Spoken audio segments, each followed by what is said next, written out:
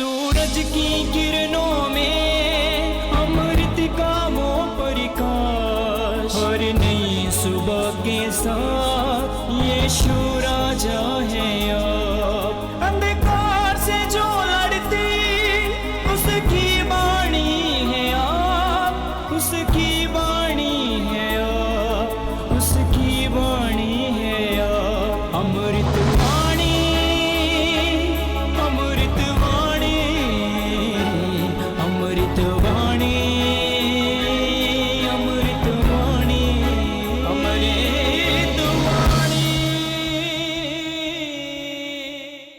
पहला पाठ निर्गमन ग्रंथ अध्याय 40 पद संख्या 16 से 21 और 34 से 38 तक।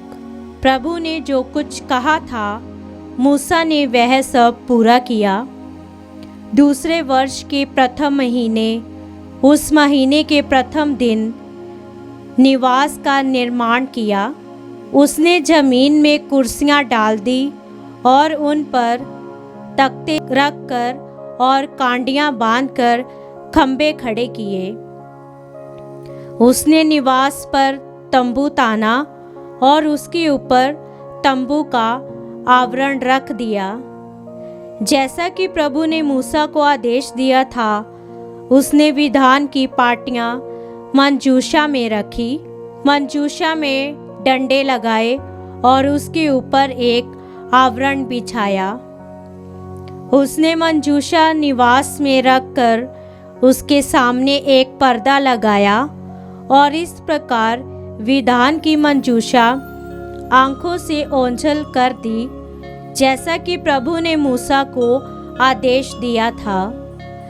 बादल ने दर्शन कक्ष को ढक लिया और प्रभु की महिमा निवास में भर गई।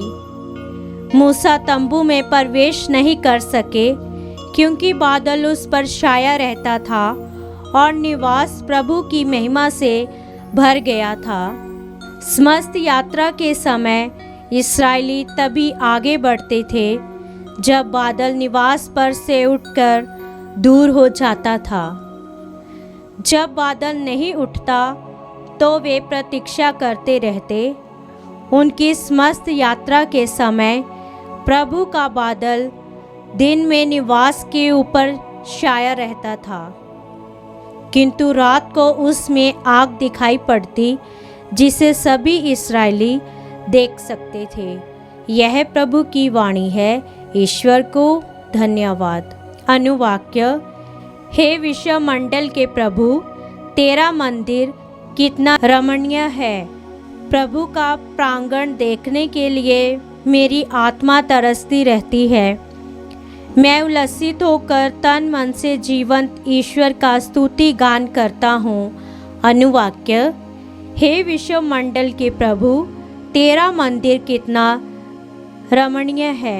गोरैया को बसेरा मिलता है और अबालील को अपने बच्चों के लिए घोंसला। हे विश्व मंडल के प्रभु, मेरे राजा, मेरे ईश्वर, मुझे तेरी वेदियाँ प्रिय है। अनुवाक्य। हे विश्व मंडल के प्रभु, तेरा मंदिर कितना रमणीय है। तेरे मंदिर में रहने वाले धन्य है, वे निरंतर तेरा स्तुति गान करते हैं। धन्य है वे जो तुझसे बल पाकर तेरे पर्वत सिय्योन की तीर्थ यात्रा करते हैं। अनुवाक्य। हे विश्व मंडल के प्रभु, तेरा मंदिर कितना रमणीय है। 1000 दिनों तक और कहीं रहने की अपेक्षा एक दिन भी तेरा प्रांगण में बिताना अच्छा है। दुष्टों के शिविरों में रहने की अपेक्षा ईश्वर के मंदिर की सीढ़ियों पर खड़ा होना अच्छा है। अनुवाक्य। हे विश्व मंडल के प्रभु, तेरा मंदिर कितना रमणीय है। जय घोष। हालेलुया।